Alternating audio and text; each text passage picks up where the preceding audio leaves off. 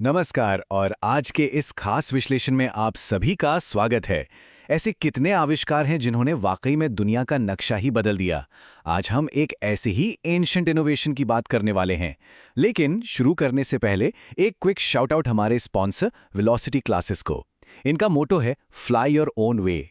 और सच कहूं तो आज हम जिस एंशिएंट रूल ब्रेकिंग आविष्कार को डिकोड करने वाले हैं ना, वो इस मोटो पर बिल्कुल फिट बैठता है। लोगों ने पुराने धर्रे को छोड़ा और बिल्कुल एक नई उड़ान भरी। तो चलिए सीधे शुरू करते हैं।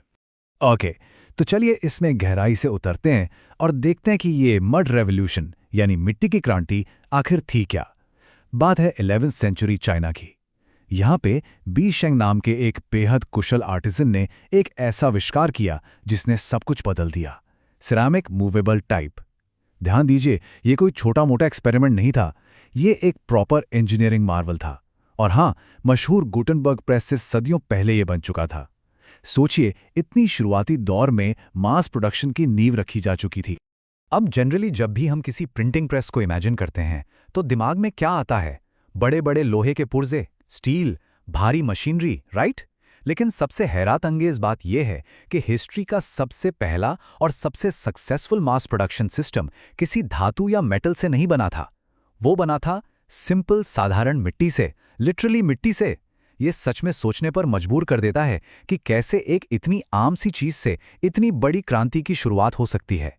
तो अब सवाल उठता है कि ये प्रोसेस आखिर शुरू कैसे हुआ।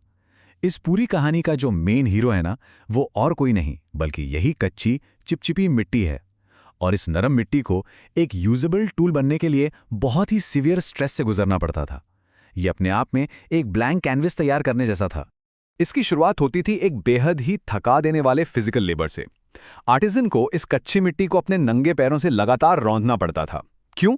ताकि इसके अंदर छुपे हुए माइक्रोस्कोपिक एयर बबल्स पूरी तरह से बाहर निकल जाएं। अगर ये स्टेप थोड़ा सा भी चूक गया ना, तो आग में तपते ही ये मिट्टी लिटरली चकनाचूर हो जाएगी। फिर जब ये मिट्टी एकदम परफेक्ट डेंसिटी तक पहुंचती, तब उसे चपाता बेलकर बिल्कुल एक जैसे परफेक्टली आइडेंटिकल क्यूब्स में काट लिया जाता था। समझ लीजिए, अब उनके पास हजारों छोटे छोटे ब्लैंक कैनवसेस बिल्कुल रेडी थे। अब यहां पर एंट्री होती है एक बहुत बड़े कॉग्निटिव लीप की, यानी दिमाग को बिल्कुल उल्टा चलाना। सही तरीके से प्रिंट करने के लिए इन आर्टिजन्स को चाइनीज कैरेक्टर्स को एक स्पेशल टूल और इंक की मदद से कंप्लीटली उल्टा तराशना पड़ता था। वो एसेंशियली नेगेटिव स्पेस को काट कर निकाल रहे थे ताकि जो एक्चुअल टेक्स्ट है वो ऊपर की तरफ उभरा हुआ रहे, जिसे हम आज रेज्ड रिलीफ कहते हैं। सोच कर देखिए, अपने दिमाग को कंटिन्यूसली इस तरह मिरर इमेज में सोचने के लिए ट्रेन करना, उस जमाने में ये अपने आप में एक ब्रिलियंस थी। इन नाजुक ब्लॉक्स को तराशने के बाद इन्हें एक किल्न यानी भट्टी में पकने के लिए डाल दिया जाता था। वहां आग की वो एक्सट्रीम गर्मी इन नरम टुकड़ों को बेहद सख्त और ड्यूरेबल टेराकोटा में बदल देती थी। एकदम मैजिकल ट्रांसफॉर्मेशन है ना, आग और मिट्टी का खेल।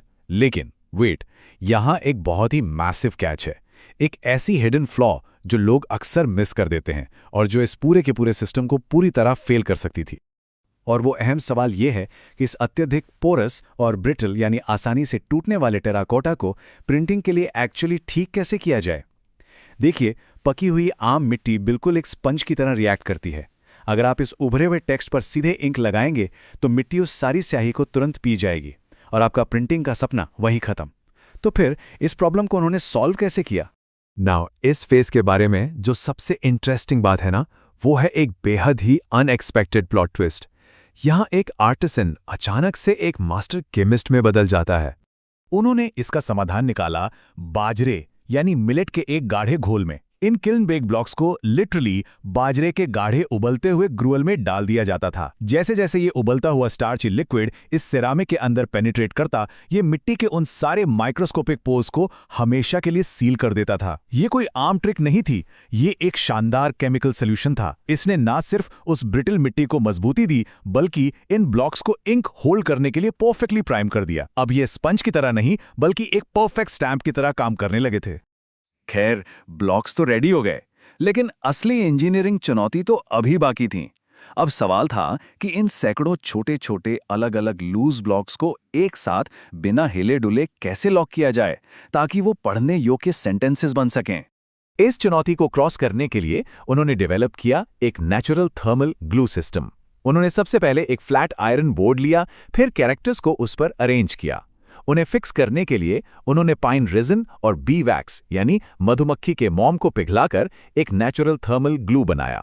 इस गर्म उबलते हुए वैक्स और रेजिन के मिक्सचर को ध्यान से उस आयरन फ्रेम के अंदर पौर किया जाता था ताकि हर एक ब्लॉक अपनी जगह पर पकड़ बना ले। और इस प्रोसेस का सबसे सैटिस्फाइंग पार्ट आता था इसके बाद। एक बिल्कुल फ्लैट लकड़ी का बोर्ड इस गर्म वैक्स और ब्लॉक्स के ऊपर जोर से दबाया जाता था। इसका फायदा, ये ऊपर से पड़ने वाला दबाव हर एक इंडिविजुअल कैरेक्टर को बिल्कुल एक समान लेवल पर आने के लिए मजबूर कर देता था। कोई लेटर ऊपर या नीचे नहीं रहता था। फिर जैसे ही वैक्स ठंडा होकर सख्त होता, पूरा का पूरा पेज एक सॉलिड अनमूविंग ब्लॉक में लॉक हो जाता था। एकदम flawless engineering. And this brilliantly illustrates इस पूरे प्रोसेस का फाइनल क्लाइमैक्स, यानी एक्चुअल प्रिंटिंग। अब जब ब्लॉक्स अपनी जगह पर परफेक्टली सेट हैं, उन पे सिंपली ब्रश से इंक लगाई जाती, पेपर को हल्के से उनके ऊपर प्रेस किया जाता और लीजिए, पहला पन्ना प्रिंट हो गया। एक एक करके इस इनक्रेडिबल मड मशीन से पूरी की पूरी किताबें छपने लगी थी। पर जानते हैं इस पूरे सिस्टम की सबसे ट्रू ब्रिलियंस क्या थी? इसकी मैजिकल रीयूजेबिलिटी। जब एक पेज का प्रिंट रन खत्म हो जाता तो आर्टिसन को बस उस आयरन बोर्ड को वापस गर्म करना होता था। गर्मी से वैक्स पिघलता, ब्लॉक्स आजाद हो जाते और उन्हीं से मिट्टी के टुकड़ों को वापस निकालकर अगले दिन एक बिल्कुल नई कहानी सेट करने के लिए यूज किया जा सकता था।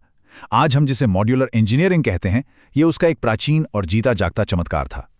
ये अपने आप में एक बेहद पावरफुल थॉट है कि सिर्फ मिट्टी और आग का इस्तेमाल करके पूरी दुनिया में क्रांति लाना। बिना किसी एडवांस टेक्नोलॉजी के इन आर्टिसंस ने सदियों पहले नॉलेज को मास प्रोड्यूस करने का तरीका ढूंढ निकाला था। इस विश्लेषण को खत्म करने से पहले जरा सोचिए, अगर 11वीं सेंचुरी में आम सी मिट्टी इतनी बड़ी क्रांति ला सकती है, तो आज के इस फास्ट पेस डिजिटल युग में कहीं हम अपने आसपास मौजूद सिंपल चीजों की ताकत को अंडर एस्टिमेट तो नहीं कर रहे हैं? सोचिएगा जरूर। ऐसे ही एंगेजिंग और डीप हिस्टोरिकल विश्लेषण के लिए सब्सक्राइब जरूर करें। मिलते हैं अगले एक्सप्लेनर में।